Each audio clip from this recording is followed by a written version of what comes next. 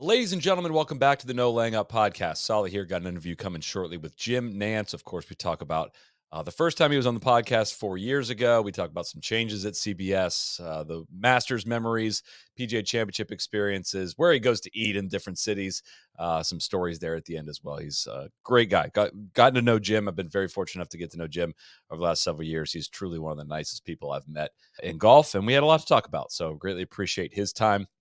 We are also proud to say season 9 of Torah Sauce is presented by our longtime partners at Precision Pro Golf. New episodes premiere Wednesday nights at 9 p.m. Eastern time on the No Laying Up YouTube channel. You know about the variety of No Laying Up designs they offer for the NX10 rangefinder. They're also adding another one to the mix to commemorate Torah Sauce season 9. This is an awesome design with a nod to Australia. It's got a Wayward Golfer logo on the set, on the background, inspired by a jar of Vegemite. If you're watching on YouTube, I'm showing it off to the camera right here. The NX10, of course, is fast, accurate, reliable. It's got all the features you want in a rangefinder and would expect with the added touch of an NLU design. If you have an older Precision Pro model like the NX7 or the NX9, you can utilize their trade-up program. Returning customers get 30% off a new rangefinder purchase when upgraded to the latest and greatest that Precision Pro has to offer. Everybody needs a rangefinder. Give them a shout. They've supported great content from our video side of the house of Torah Sauce. It's a big swing for them. It's a big swing for us. All that we would ask is support them because they make a great product and have really, really been instrumental in supporting some of what we would consider to be our best content. We could not do it without them. Code NLU at precisionprogolf.com gets you $20 off your NX10 rangefinder. You can support the brands that support us. precisionprogolf.com. Once again, code NLU for $20 off. Here's Jim Nantz.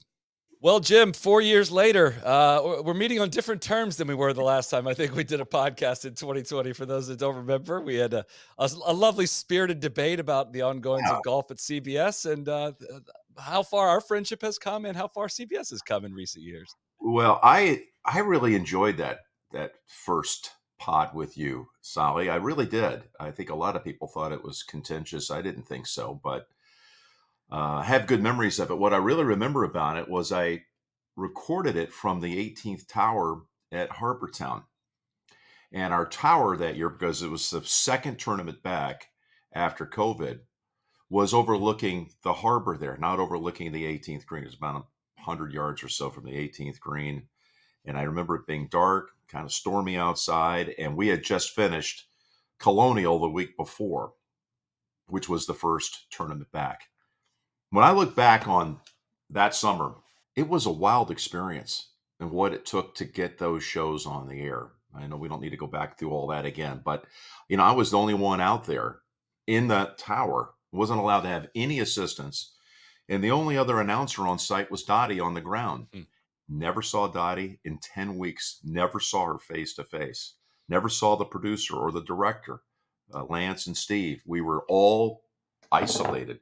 And we had to come in on Wednesdays at that time and not leave our room except for a 1-hour grace period where you could go out and take a walk.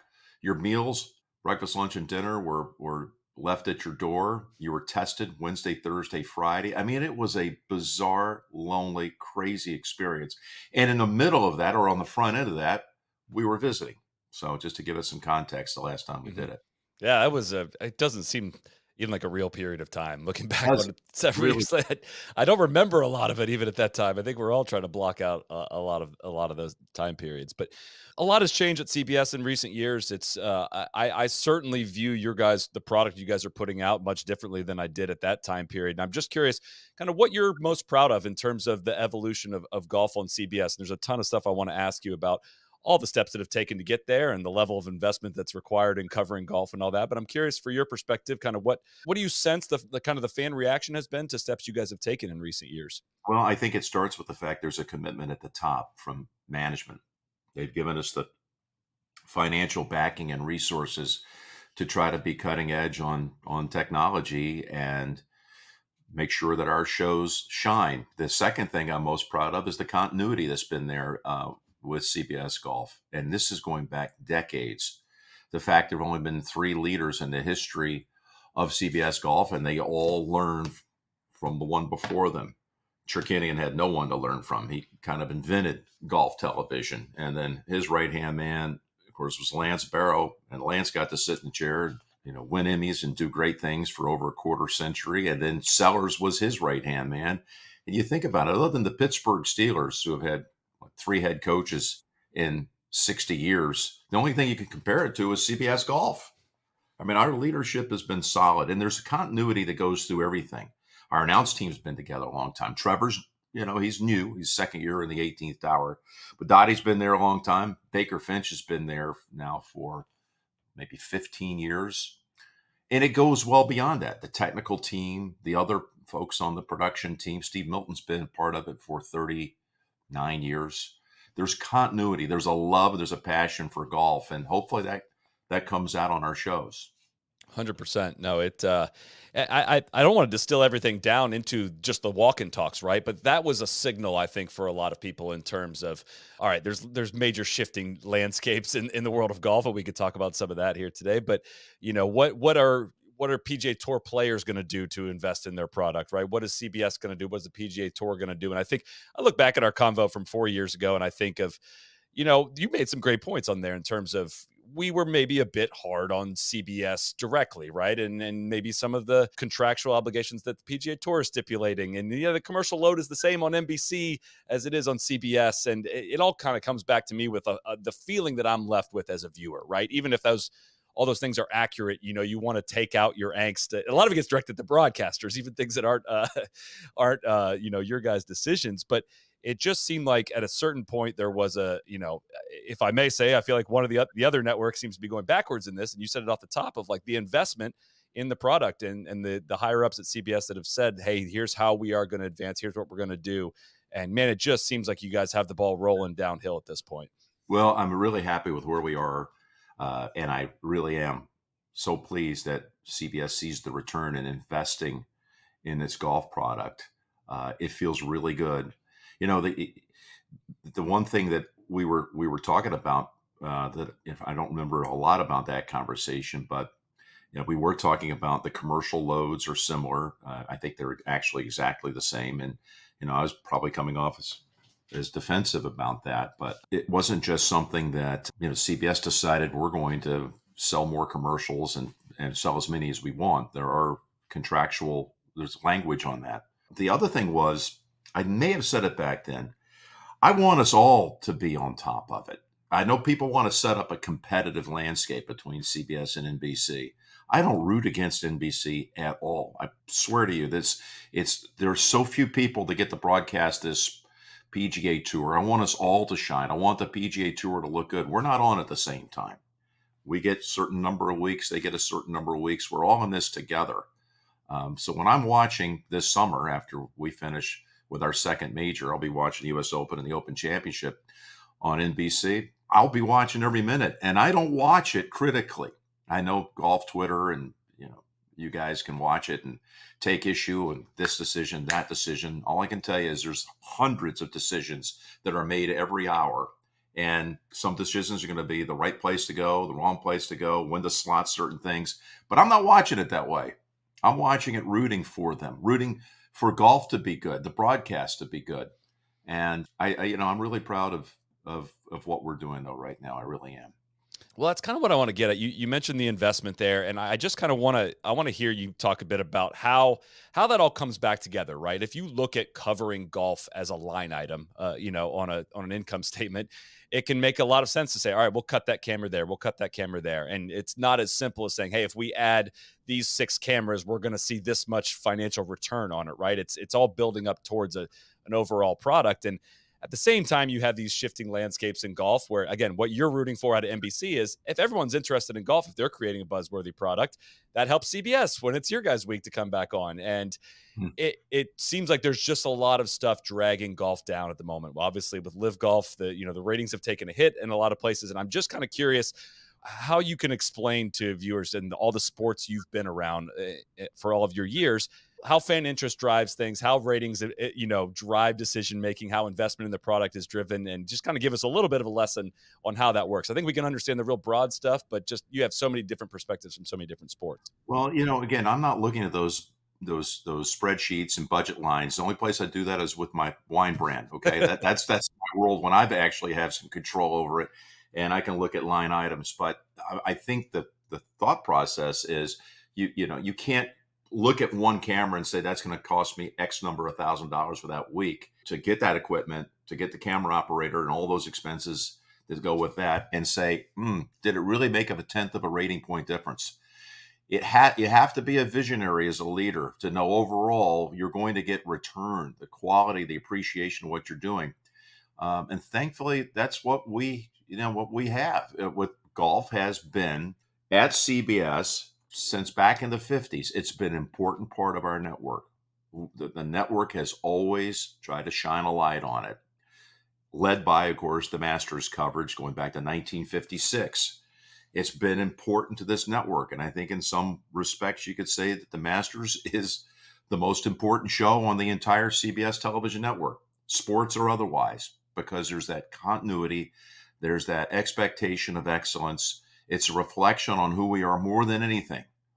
Somebody might say 60 Minutes. Somebody might say it was Gunsmoke or All in the Family or Mary Tyler Moore or, Hawaii Five-0. I don't know, name the show. But the constant has been the Masters and the quality of that broadcast being a reflection on the quality of CBS. On the note of the Masters, you've seen a lot of golf at that place. You've seen a lot of things at that place, and I'm curious. This was my first Masters. We got to spend a little time together down there at Augusta, and we got to, it's my first one kind of covering it as a press member instead of just kind of being there for a practice round. And I was just amazed at the scale of everything you don't see on television, everything that's just barely on the edges of the property, in terms of parking lots for the press building, the employee dining, like all of these buildings. It really is just insane. I'm wondering if you could kind of going all the way back to your first Masters. You've seen this tournament evolve so much in the span of almost 40 years. What has, I guess if you see it year by year, maybe it's not as amazing as it was to me to just see all that infrastructure, but you've seen this tournament change so much, and it is truly one of a kind. And I don't even know what my question is other than to ask you to speak on some of that scale growth. Yeah, how much has changed? Well, we had a really good visit there. I enjoyed that time pre-tournament. And I believe we drove by our former compound. You almost can't even describe what the square footage of that piece of the property would be. It was so tiny. And we had shows being produced out of there until they developed the new media content center, which is now 4 to 5 years old. Maybe I'm in the neighborhood there. And I believe there are 66 production trucks now that are lined up to broadcast the Masters with every shot, every hole, all the international feeds, all that goes into it. On the scale, it is, we used to have 3 trucks. So it's 20 something to 1 in terms of the manpower and the equipment from what it used to be. I guess in just short math, that's about the best I can say it, but they haven't really missed anything. I mean, they have thought of every single thing you can come up with, as you said, right down to the media parking lot, what that's going to look like. It's perfection. It really is. It's a dream world. Well, that kind of goes back to our previous part of our conversation in terms of visionary and investing in your product, and go all the way back to reading David Owen's book, Making of the Masters, and understanding the origins of golf on the Masters on CBS, I think in 1956, if I remember right, of, the messaging Yes. of here's the limited commercial windows, here's exactly what it's going to, and just to see what has spawned from that product some 70 years later, which is crazy to say, 60, 70 years later, it just kind of speaks to exactly what we were talking about there. And I don't know, I've seen the tournament on TV for so many years, but then actually going a little bit behind the scenes and understanding how it has come to be what it is, I walked away with kind of even more amazement and appreciation for it. You've just been a part of almost all that history. That's what I was curious if it, as it's played out, what that growth has looked like to you. Well, it's been 39 years for me now broadcasting the Masters tournament. I wouldn't trade it for anything. I don't mean to disparage. I don't think I am any other sport, but I would not trade that event for anything, including the Super Bowl, which I broadcast just 2 months before this year's Masters for the 7th time as the play-by-play, 2 times as the host, so 9 Super Bowl broadcasts and all. But I wouldn't trade any of them for a Masters. The Masters to me, it's funny. I had that crazy childhood dream. That was the pull for me, Solly, was to want to work for CBS one day because of that tournament. But as much as I obsessed about it, really, truly, it was obsessive. I never could have dreamt as big as it is now. It's bigger than I could have ever imagined. The week just blur. It comes and it goes, and this year was another another storybook week. It wasn't compelling at the end, but I found it really riveting. One thing about the ratings, you mentioned the ratings earlier. We know that golf ratings are showing kind of a downward trend, and I don't know what I think we all know that part of this disruption in golf is turning some people off the game. That's indisputable. It's interesting this year at the Masters, our Saturday rating was equal or fractionally up from 2023. Sunday was down like 20%. I do know this, that on Sunday, the weather all the way up and down the eastern seaboard, and roughly 40% of the country's population was bathing in the first like spring-like weather of the year on that Sunday. And that does hurt a little bit. I just found it interesting that Saturday was even, and then Sunday plummeted so much. But one of these days it'll be back, and thankfully, again, I'm not paid to concern myself with the ratings. I concern myself with the story, and I thought we had another good story to tell this year with Scottie. And just for the record, for the listeners, that is you're not reaching for a tie to this, right? I've heard that before in terms of the weather on the East Coast, specifically in the Northeast, where is so heavily populated. The better the weather, the more TV ratings dip in all sports. Is that fair to say? As I understand it, 100%. that's amazing. The highest rated, not the most watched, the highest rated Super Bowl of all time. So there's two things. There's highest rating, what percentage of the televisions are watching something, and then the most watch is actually just hardcore numbers. Like our Super Bowl this year was the most watched Super Bowl of all time by a lot. Averaged 123 million constant, when actually was viewed supposedly by 203 million Americans at one time. But the highest rated Super Bowl of all time was long ago, San Francisco against Cincinnati in Pontiac, Michigan. The Midwest, the East were stuck in a freezer. It was like minus 3 degrees in New York or something that weekend. And all across, it was just the country was in a deep freeze, and people had no option other than to watch the game. It did like a 49.2 rating. It was the first win of that 49ers dynasty. And that was a CBS game, by the way, a little before my time. That was 82, I guess, 81, 82. So, yeah, weather has a lot to do with it. No Laying Up is sponsored by FanDuel. Whether you're playing golf or betting on it, there is nothing worse than first tee jitters. But with FanDuel, you can crush your first bet off the tee. Right now, new customers get $150 in bonus bets guaranteed with any $5 bet. It's $150, win or lose. I actually just took advantage of this offer when I stopped in Colorado on my way out to Bandon Dunes. They got great PGA Tour season long bets, longest drive, closest to pin, outright winners. They got great markets around major championships, signature events, all kinds of stuff. They got men's, women's stuff. It's really impressive markets they have. So you can visit FanDuel.com/NLU. Hit your first bet right down the middle of the fairway with FanDuel, America's #1 sportsbook. FanDuel, official betting operator of the PGA Tour. Must be 21 or older, 18 and older in D.C. and present in select states. Gambling problem, call 1-800-GAMBLER or visit rg-help.com. Real online money wager, only $10 first deposit required. Bonus issued as non-withdrawable bonus bets that expire 7 days after receipt. Restrictions apply. See terms at sportsbook.fanduel.com. Back to the pod. You've seen a lot of golf in your time. I'm wondering if you could kind of come up with a comp for Scottie Scheffler and what he's doing, right? There's one guy that has kind of messed up the conversation for my generation in terms of what great golf looks like. So it's really hard to have a rational conversation about what he's doing. If somebody says he's the best since Tiger, people freak out and say, nobody can be compared to Tiger. And I said, no, that's not what I said. Best since Tiger. What kind of comparison can you come up with for Scottie Scheffler? Well, we're on the front end of being able to make any big conclusions. So right now we're running on spec. He's won 2 of the last 3 majors. He's been in contention at a bunch of others, and he's on a super hot streak right now. But we're on the front end of this. This is a run that has a lot more room to grow. Last week in Houston, hosting an event for Insperity, the Insperity Invitational on the Champions Tour, and one night we had a celebration of the legends of the game. And I hosted before a room of about 1,000 people, a round table with Jack Nicklaus, Gary Player, Lee Trevino, Tom Watson, Annika Sorenstam, Scottie Scheffler, was a question I lobbed out there, much like what you just did to me. So deferring now to their perspectives on it, okay, guys that and gals that have had that kind of dominance. This was not a media question looking for a soundbite, but their level of praise for him was so effusive. I walked out thinking this really truly is the beginning of an era. Mm.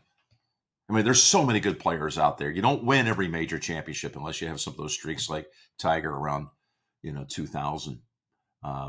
But their trained eyes tell them dominant player. Dominant, what does that mean? Maybe 10 years from now, he's at a total of 10 major championships. You hate to make these crazy predictions, but Scottie is nothing but a winner. I mean, he won like 95 junior tournaments, and you guys have had him on.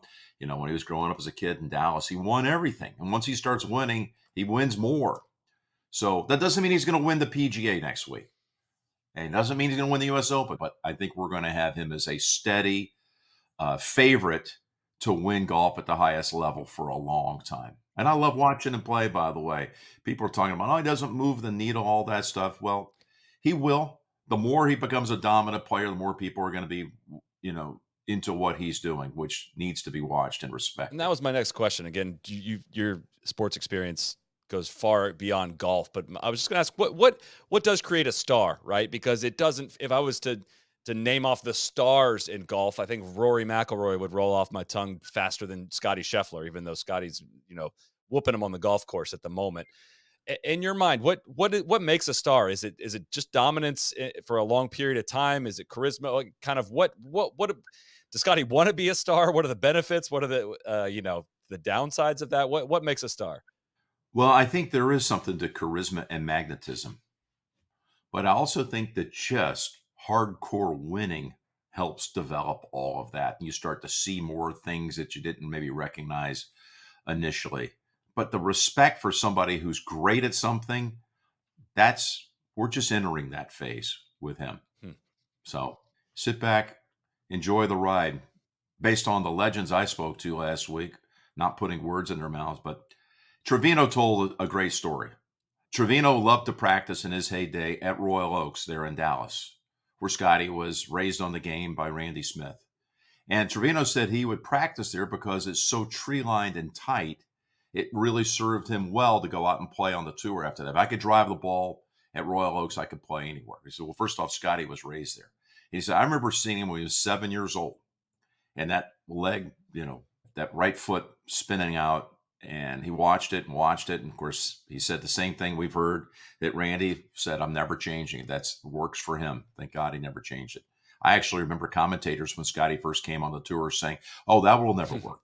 He's going to have to tighten that up. Well, he's his own man with his own beliefs and his abilities, and it's obviously worked. But the greatest thing that Trevino said was what made a bigger impression on him was that Scheffler would come to the course, even in the dead of summer there, wearing trousers. Everybody was in shorts except Scottie. Scottie would wear pants every day to Royal Oaks. He said, one day I walked up to this kid and I said, excuse me, young man, why aren't you wearing shorts? And Scottie said, sir, they play on the PGA Tour in long pants, and I want to be on the PGA Tour one day. Hmm. It's a good one. Gosh, it's funny. I still think we're learning way more about Scottie. I think we don't, Yeah, there's a lot I to learn. think it may not have fully captivated people yet, but like you said, more winning is just gonna lead to that. We've kind of tiptoed around some of the ongoings of golf. I think we can kind of know what we're referring to in that. You've snuck a couple subtle little digs in at Live from time to time in broadcasts. Yeah, What? just a What little are you talking about, super man? sly Like what? crosswalk references up there on the CW with Brooks Koepka. What's been the reaction to that? Well, I know they've stirred a reaction, but you're referring to last year at the Masters. I mean, Brooks was right there playing with Rahm, and he had to hit a layup shot at 15, and his layup shot stopped on the crosswalk. I mean, obviously this was nothing pre-planned. Everybody So refers to it as the CW. I mean, yeah, there was I definitely just did there's Koepka now on the CW. Pause. The crosswalk. Okay. Playful. Okay. A little bit like Al Michaels calls it, the rascal in me, but I didn't think it was a shot at him. I mean, just having a little play on words. the The other one that got some traction last year was at Oak Hill, and it may have even been on Thursday's opening round. Dustin Johnson was being introduced off of one, and when the starter introduces the player, there's usually about a 15-second gap where you can insert a thought before they hit the shot. You don't speak over the shot. But Dustin, as you recall, last year had won the week before the PGA. I believe the tournament was in Tulsa, and the end of the tournament was not shown. It was a playoff. You recall yeah, this? yes. It's a three-man playoff. So anyway, I just wanted to let the viewers know he was coming in hot. And I said, you may not have had a chance to see it last week, but Dustin Johnson comes here after a win in Tulsa last week. Short and sweet. I could have said the same thing about anybody, somebody that won the week before at the Nelson. You may not have seen it, but Taylor Pendrith won last week in Dallas. Anyway, it created a forest fire. I certainly wasn't trying to take any those aren't shots. Those are just kind of playful little moments, the way I look at it. That I will say there was one other though. It just hit me because I know that there was a reaction, particularly from whoever is on social media defending Liv. They get They get very, fired up. from what I do, you know all about that, Oh right? yeah, it's a weird I mean, landscape. they have a very strong, what would you call it? Anti-missile attack That kind of defense system. kind of department, something like that. So, put it in perspective. When Brooks won the PGA last year, we covered the golf tournament. Did I say that Brooks Koepka played on Live? Yes, I did. Right at the very beginning of the day, and he was coming up 18. Didn't avoid it. I covered a golf tournament. Stated fact. When Scottie Scheffler two-putted for birdie at 15 at the Masters this year, the leaderboard was on the screen, and I said, there's a look at the leaderboard, and the first 5 names you see play the PGA Tour. It was a fact.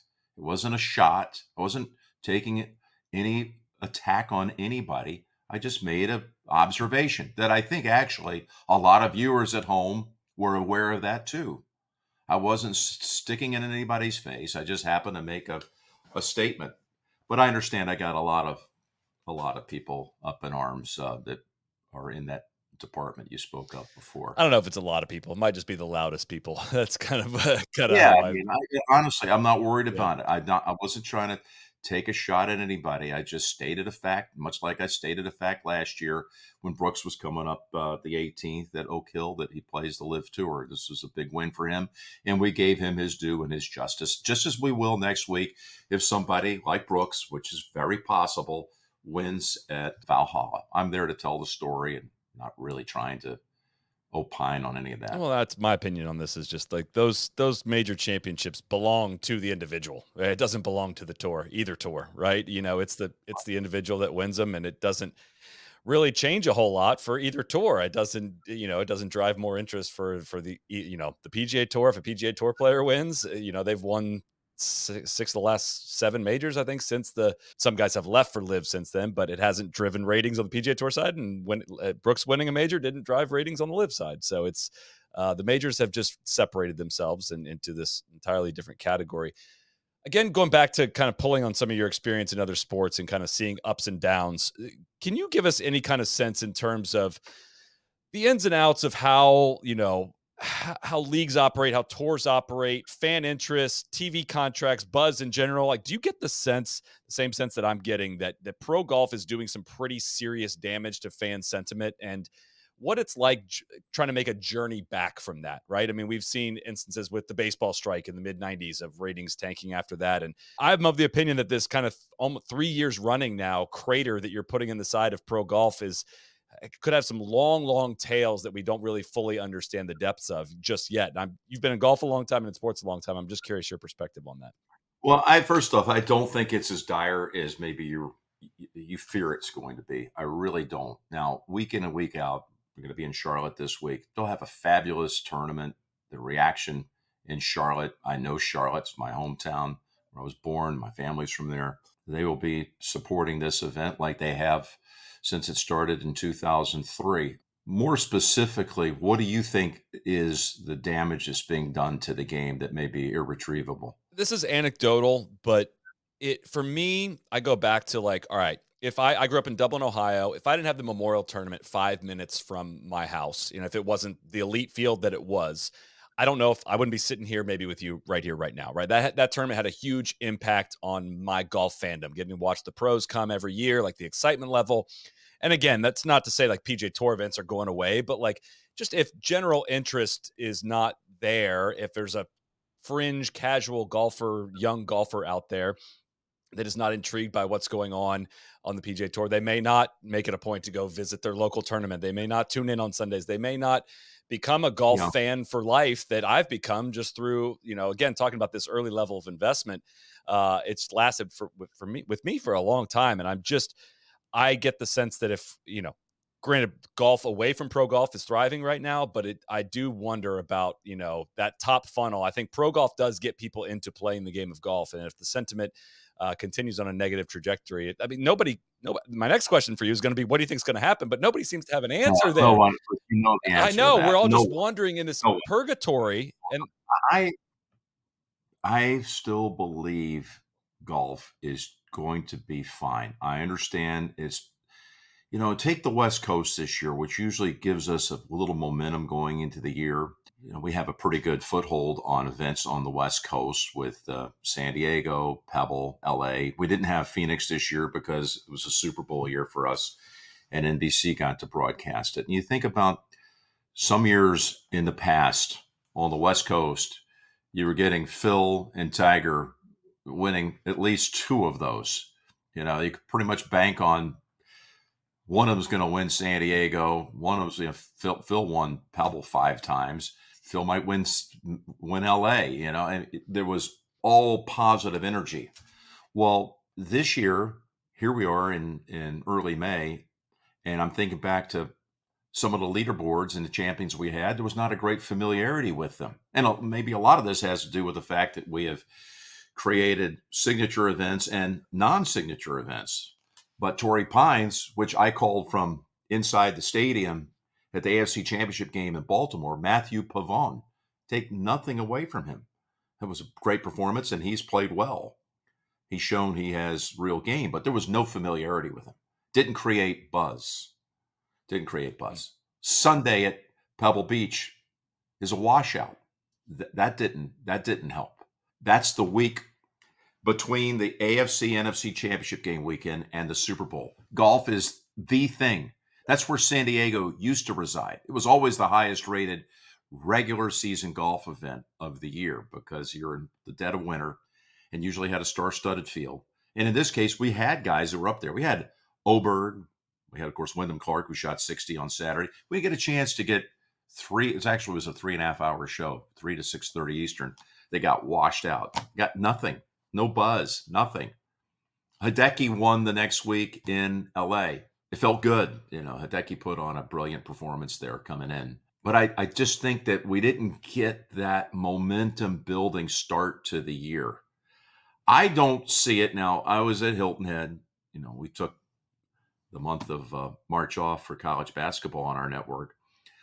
Did the Masters feel like, I know that's not on you're separating those, but did the Masters feel like golf was really down? Not at all. Did Hilton Head feel like golf was really down? Support locally, it was a signature event, felt gigantic. Charlotte will feel that way. Your tournament you grew up watching, Memorial, it'll feel like the Memorial tournament. I can't speak to everything else, but I think the doom and gloom is off. I know we're all tired, but golf is not in danger of turning into tennis here anytime soon. That's good to hear your perspective on that. And honestly, Scottie's press conference he did at the Players this year of like, he kind of got a little pent up and just felt like, hey, you guys are directing all this angst at us. It's like, look at the guys who left. Like we're doing the best we can here on the PGA Tour to keep guys entertained and put on a good product. And that was a good pump up speech that I got from that we all got from Scottie. I felt of like, all right, yeah, you know what, you're right on this. But I do think there was something really to the fact that I'm not trying to hide from the fact that there's been this disruption in the game with guys leaving for live. But I do think that the West Coast, we didn't have the big Yeah. burst of star power and great dramatic events happening that we normally do. I've been doing the West Coast golf swing for almost 40 years, and there's never been one like this Yeah, one. 2023 was amazing. I mean, that was an incredible run. That's what you are kind of counting on that, but the kind of boost things and get the ball rolling up into the Masters and everything. I didn't even mention, by the way, Chris, is that, again, nothing to do with NBC. They broadcast the event this year, but the Waste Management Phoenix Open, they had their issues there. Again, it was more negative energy coming off of that tournament, which was usually a crazy, zany celebration of golf in its own unique way. So every stop along the way didn't feel like what we're used to. And I just think that hopefully we'll come around in 25 and a lot of this will be resolved. We'll get off to a fast start on the West Coast golf swing. And then people will be saying, look at the ratings. They're up 20%. What happened in 1 year? That's what's going to happen. I really believe I hope so. That's the thing is I feel like my rooting interest in all of this are for buzz, for interest, because I think that serves everyone. It serves me. It serves you. It serves the golf fan. It just serves the sport in general. And that's where I get a little bummed at times on where things are trending and no real path to resolution. But next week is the PGA Championship going back to Valhalla. You've called 2 PGAs. Have you called there? You didn't call 3. Great. You called 96 as well. Okay, I couldn't. I've been around a long I time. know. I Chris. Come on couldn't now. quite tell. I was trying to find highlights of that. I couldn't quite tell that. I was there. In fact, that was an interesting story to that. That's where Mark Brooks beat Kenny Perry in a playoff.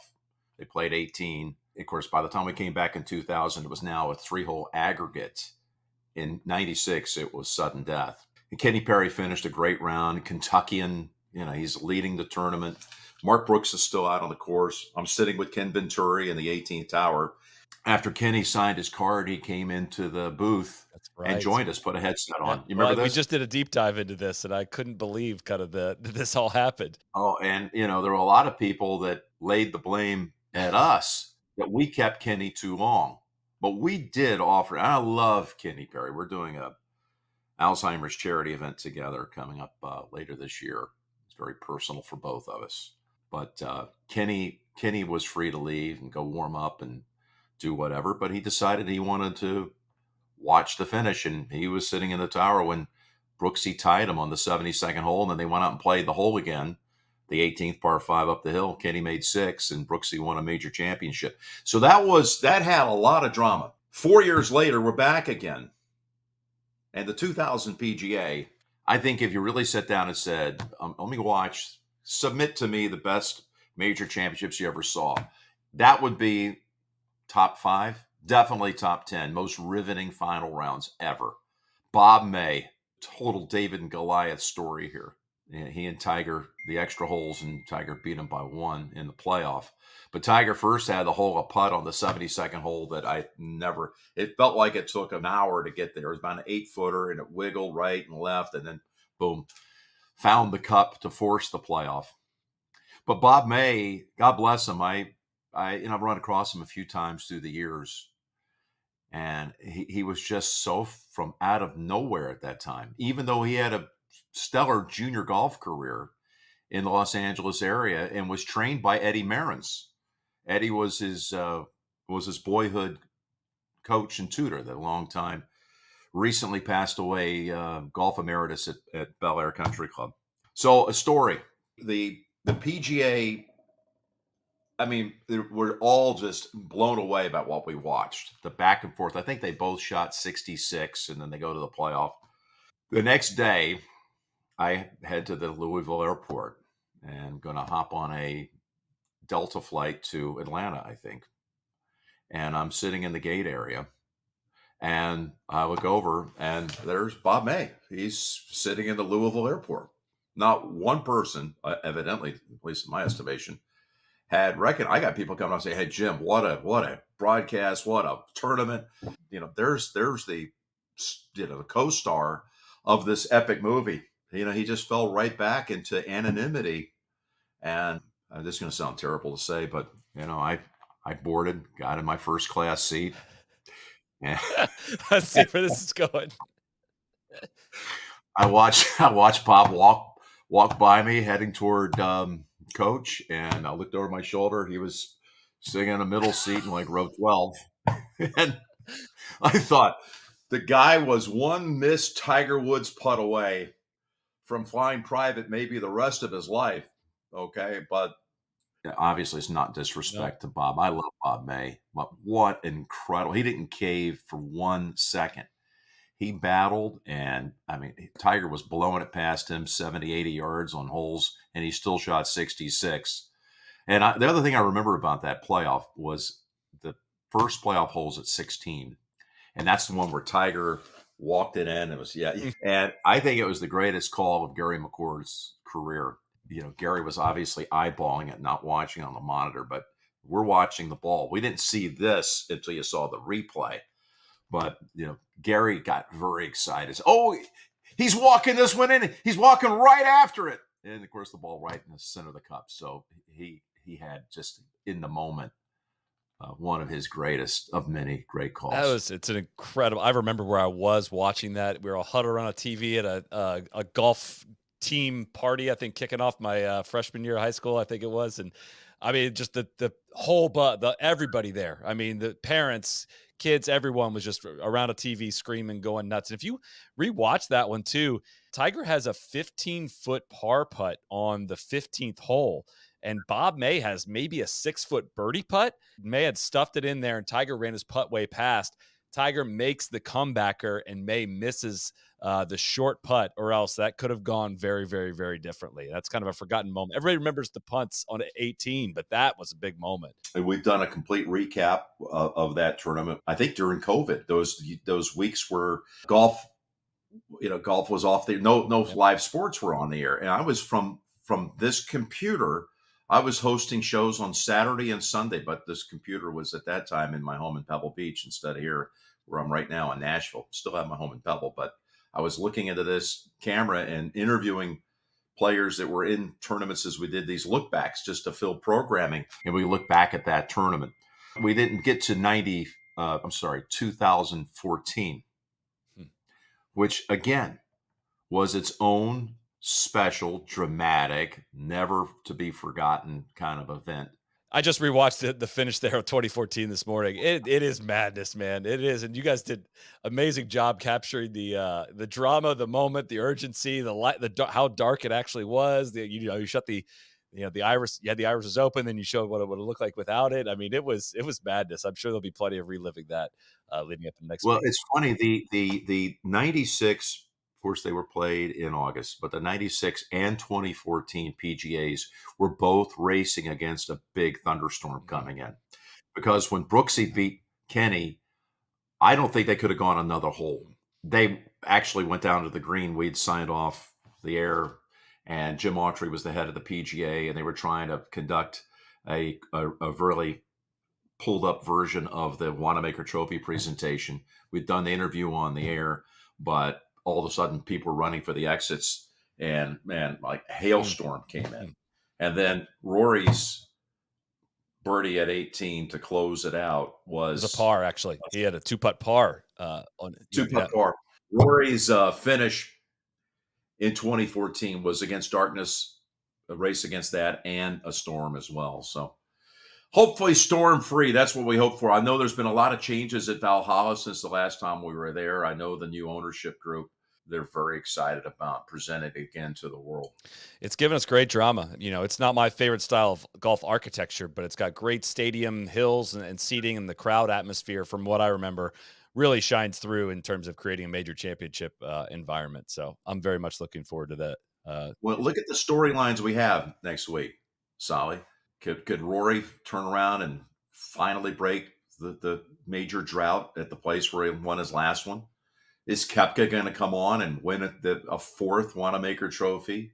Scottie with fatherhood. What kind of shape is Scottie going to be in? We're assuming the baby's arriving between now and Thursday the 16th. What is he going to have rest? Is he going to be sharp? You got Jordan, which is people forget.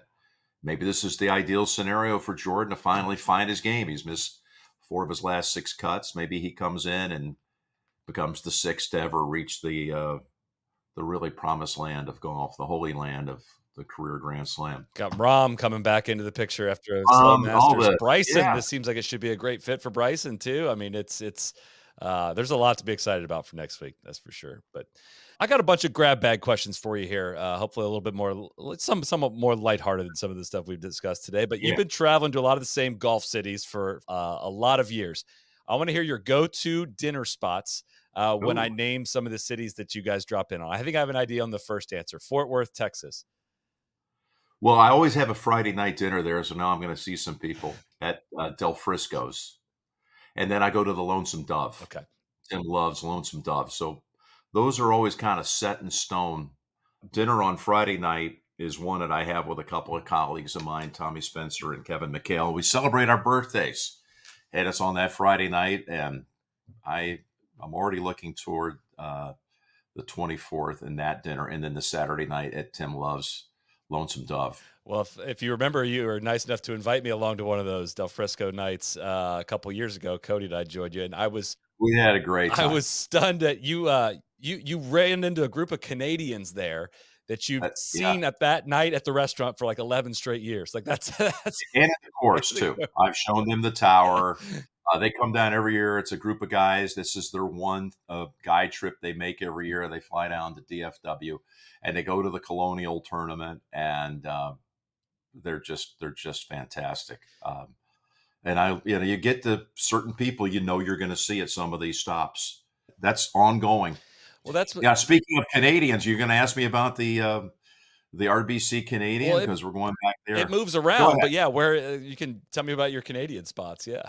Well, this year we're going to be in Okay. Hamilton, which is a long way from Toronto, but I do have a place down in the Yorkville district, and I believe it's called Opus. Okay. It's a special place, but there's a little steakhouse called Shakespeare next to our hotel in Hamilton, where of course Rory won a couple years ago. By the way, you're touching on my favorite part of living on the road. Where am I going to eat dinner? There's no hijinks in my life. I'm not hanging out late at night at some nightclub, but I do like to have nice dinner. So go ahead, continue on. Dublin, Ohio. Oh, Tucci's, I Tucci's, figured. Yeah, Tucci's for that's my sure. parents' Get favorite both spot. nights. Charlotte, where are you? Both nights two for two, three for three. You could. Maybe one night in the locker room at the club because Nicholas LaRocca, the GM there, might be the absolute best in the nation. They put on a great week. You don't have to if you want to skip this one because you're going to be there this week and you don't want to be tracked down. Charlotte, North Carolina. Toscano, Okay. Italian restaurant. It's really good. I won't tell you which night I'm going to be Okay. there, but I will be there. I will say this too. I know. Bring me back to Charlotte later on because I don't want to kill your momentum because we have something else we need to talk about. It's going to happen there this week. Okay. I got just a few more. Cromwell, Connecticut. Travelers, for those that don't know. Yeah, you know what? We kind of mix it up there. Okay. We really do.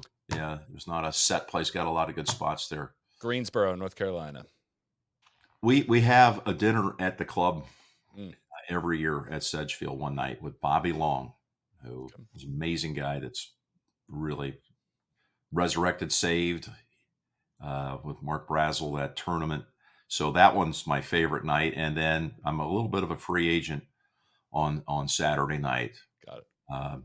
There's a place called, that used to be Trekinian's favorite place moons ago, and it's still there. I went there 2 years ago, and it was like, I didn't know you guys were still open. A family runs it, Cafe Pasta. Now, that doesn't sound like, wow, it sounds a little cheesy in the name, but it's excellent. San Diego. I haven't been to San Diego now that they moved the date. I go to That's right. Pamplemousse when I'm there. Okay.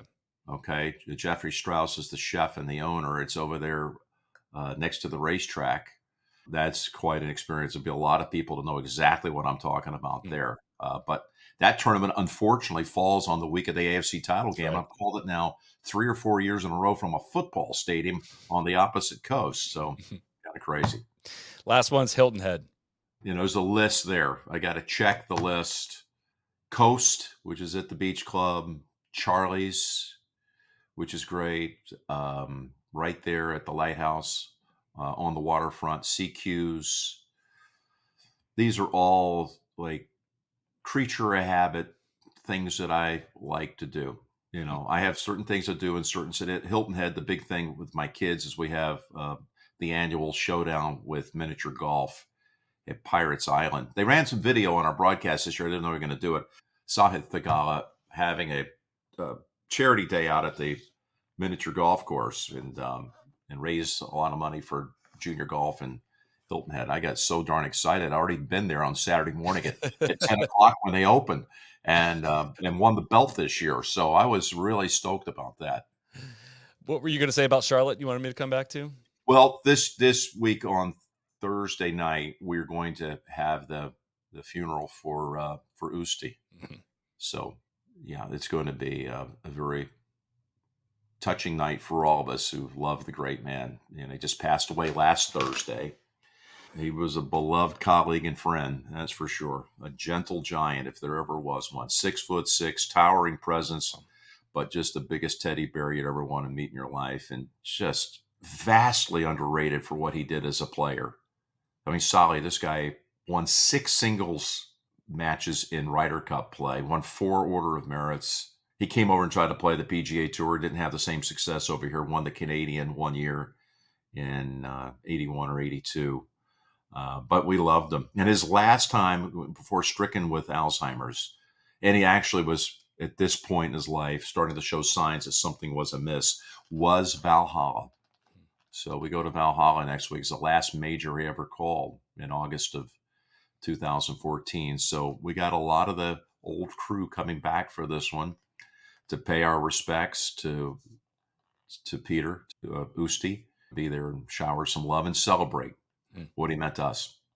He was a soundtrack of a lot of memories for me as a kid. That's for sure. Yeah, 17, all those years you were growing up, Totally. so prepared, so exquisitely prepared. It just had a very nice warmth about him, a little nervous kind of chuckle before he would say things. Oh, ooh, that's for double bogey. He was just so kind. Loved him dearly. We tried to keep in touch with him all these years as he was in the steady decline with that insidious disease. We miss him. We may need to do a separate episode at some point on just title it Jim Nantz Stories, because I honestly was feeling a lot of pressure preparing for this, trying to get the best stories I could out of you, because you've got them all. But I hadn't heard this one until today when I did a little research. But tell me about playing golf with Sean Connery, where that was and what happened there. It was 1986 or 7. And it was the week of the AT&T Pebble Beach Pro-Am. And I played Cypress Point for the first time the day before with Frank Cherkinian and Ken Venturi. And no one would believe it if they saw me play now. But on that first time I ever laid eyes on Cypress Point, I birdied 5 of the first 8 holes. I was 26 years old. I'm 65 next Friday, the week of the PGA. So a long time ago.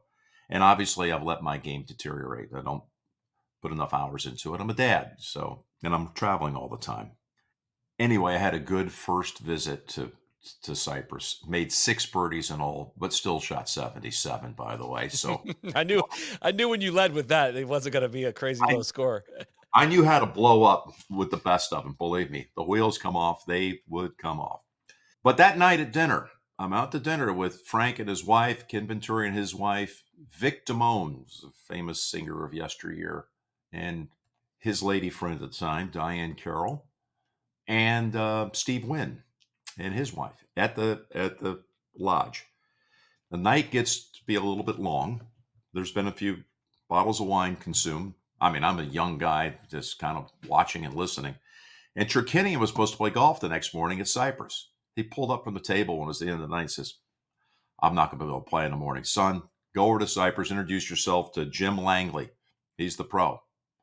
And tell him you're playing for me. I said, yes, sir. What time? He said, get there by 7:30. So I walked into the shop and introduced myself to Jim Langley, who would be a huge part of my life.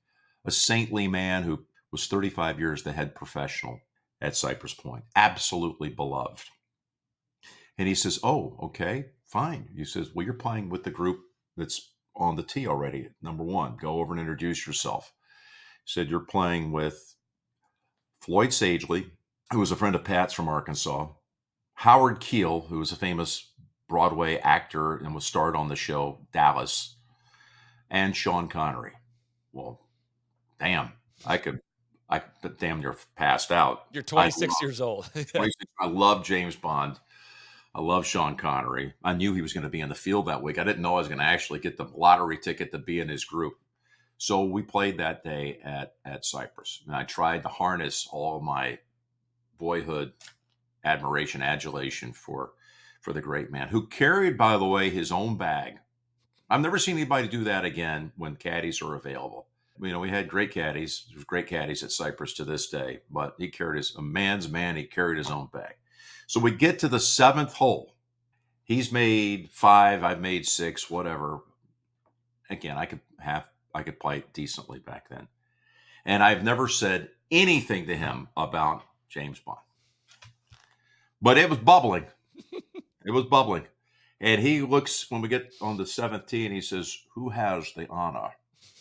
And I said, "You do, Mr. Bond. You do, sir." And he looked at me like, "What the hell?" And I said, "Oh boy." I said, "Well, it's the 7th hole, sir. It should be very kind to you." Gave me one of those looks. He was playing a beautiful round of golf, probably 2 or 3 over at this point, through 6. He rope hooks a shot up onto the sand dune left of the green. I obviously had rattled the great actor. And I'm beating myself up for playing my hand. And I went up to inspect the lie, and it was grim. It was buried, and there was a big number coming. At least I thought. Somehow he gouged it out of the dunes, and it got onto the back of the green. Pin was on the front. But he still hasn't said anything to me. I think I've broken his concentration. Anyway, I'm standing there thinking, please do something great. He knocks the putt in the hole from 40, 45 feet for a par. And on the way to retrieve it, he stops about halfway, and he looks at me and says, "You were right. Number 7." So at that point, we were friends. All was good. Until you did your homework. So now the round ends, and he needs a ride back to the lodge. So does Mr. Keel. And I happen to have a big Cadillac used to make these motorboat size cars, DeVille's, Cadillac Seville, whatever. I put all the bags in the trunk. I'm going to now drive these guys, these famous actors, from Cyprus to the lodge. It's about 1.5 miles at the most.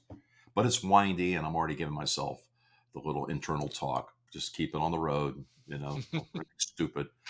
And so I'm maybe lost in all that train of thought when I see that the back door behind me, the passenger door behind the driver's seat, is open. So I give it a good shove to close it. And all of a sudden I hear a blood curdling, "Oh, my effing leg." I happen to look back, and Bond had his left foot still planted on the pavement. I hadn't seen that. He wasn't in the car all the way. And I shoved the door right up against that tender spot on the shin between the ankle and the knee.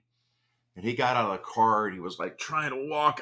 "Oh, God, I'm going to have to withdraw from the tournament." I actually tore the trouser. I could see a tear, and there was blood. That's not really a bloody area, but there was blood seeping through his trouser. So, I couldn't apologize enough, but he still accepted a ride with me. And I guess, showing Bond-like powers of recovery, we got back to the lodge, and he invited us for lunch. What is now the bench. Would you guys like to join us for lunch? We sat on a sun-splashed afternoon, and he was very inquisitive about my young career at this point, 8 months at CBS. And he said, "Have you ever played Valderrama?" And I said, "No, but I've heard about it." He said, "That's my home course." He said, "You must come and play it. Are you ever on the Costa del Sol?" I actually had been just recently for CBS to that part of the world to cover the World Swimming and Diving Championships. So I actually knew the area, Marbella and all of that.